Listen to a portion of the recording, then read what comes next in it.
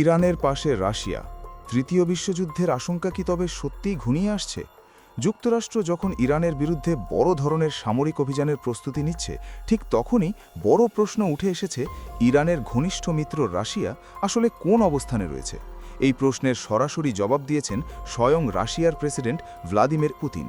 সম্প্রতি তিনি ইরানের প্রেসিডেন্ট মাসুদ পেজেশকিয়ানের কাছে পাঠানো এক বার্তায় স্পষ্টভাবে জানিয়েছেন, মস্কো তেহরানের সার্বভৌমত্ব রক্ষার প্রচেষ্টাকে সমর্থন করে। বার্তায় পুতিন উল্লেখ করেন, আমাদের দুই দেশের সম্পর্ক বন্ধুত্বপূর্ণ ও সুপ্রতিবেশী সুলভ।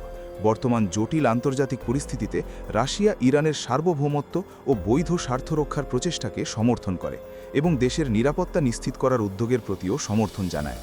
তিনি আরও বলেন, তিনি আত্মবিশ্বাসী যে মস্কো ও তেহরানের মধ্যে সর্বাত্মক কৌশলগত সহযোগিতা ধারাবাহিকভাবে আরও জোরদার হবে। এই বার্তার মধ্য দিয়ে পুতিন স্পষ্ট ইঙ্গিত দিয়েছেন, রাশিয়া কেবল কূটনৈতিকভাবেই নয়, কৌশলগত দিক থেকেও ইরানের পাশে রয়েছে। অর্থাৎ মস্কো তেহরান সম্পর্ক এখন দীর্ঘমেয়াদী ও গভীর সহযোগিতার পথে এগিয়ে যাচ্ছে। অন্যদিকে ইরানের পারমাণবিক কর্মসূচি ও ব্যালিস্টিক ক্ষেপণাস্ত্র ইস্যুতে নতুন চুক্তিতে আসার জন্য তেহরানকে মাত্র 10 থেকে 15 দিনের সময়সীমা বেঁধে দিয়েছেন মার্কিন প্রেসিডেন্ট ডোনাল্ড ট্রাম্প। এই আল্টিমেটামের মধ্যেই মধ্যপ্রাচ্যে 2003 সালের ইরাক যুদ্ধের পর সবচেয়ে বড় সামরিক সমাবেশ ঘটিয়েছে ওয়াশিংটন। ট্রাম্পের কঠোর হুঁশিয়ারির পর ইরান জাতিসংঘ নিরাপত্তা পরিষদে চিঠি দিয়ে জানিয়েছে, তারা যুদ্ধ চায় না, তবে আক্রমণের শিকার হলে আনুপাতিক ও চূড়ান্ত জবাব দেওয়া হবে।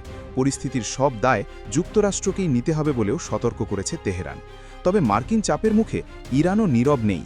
ওমান সাগর ও উত্তর ভারত মহাসাগরে রাশিয়ার সঙ্গে যৌথ নৌমহড়া শুরু করেছে তেহরান। মহড়া চলাকালীন খরমুজ প্রণালীর একটি অংশ বন্ধ রাখা হয়েছে এবং দক্ষিণ ইরানে রকেট উৎক্ষেপণের জন্য বিশেষ সতর্কতা জারি করা হয়েছে। রুশ পররাষ্ট্রমন্ত্রী সার্গেই লাভরভ সতর্ক করে বলেছেন, ইরানে যুক্তরাষ্ট্র হামলা চালালে তার পরিণতি হবে ভয়াবহ। স্যাটেলাইট চিত্রে দেখা যাচ্ছে, ইরান তাদের সংবেদনশীল মারাত্মক স্থাপনাগুলোতে মাটির নিচে সুড়ঙ্গ ও কংক্রিটের সুরক্ষা প্রাচীর নির্মাণ করেছে।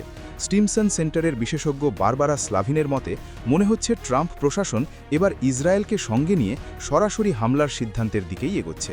তবে এখনও বড় প্রশ্ন রয়ে গেছে, ইরান ও যুক্তরাষ্ট্রের সম্ভাব্য সংঘাত কি আঞ্চলিক সীমার মধ্যেই থাকবে, নাকি তা বিশ্বব্যাপী প্রভাব ফেলবে? রাশিয়ার প্রকাশ্য সমর্থন কি উত্তেজনাকে বিশ্বযুদ্ধের পর্যায়ে নিয়ে যেতে পারে? সামরিক ভারসাম্য শেষ পর্যন্ত কার নিয়ন্ত্রণে থাকবে? এমন আরও বিশ্লেষণ ও আন্তর্জাতিক আপডেট পেতে সাবস্ক্রাইব করুন আমাদের ইউটিউব চ্যানেল মায়া লাবে। ভিডিওটি ভালো লাগলে অবশ্যই লাইক, শেয়ার ও সাবস্ক্রাইব করতে ভুলবেন না।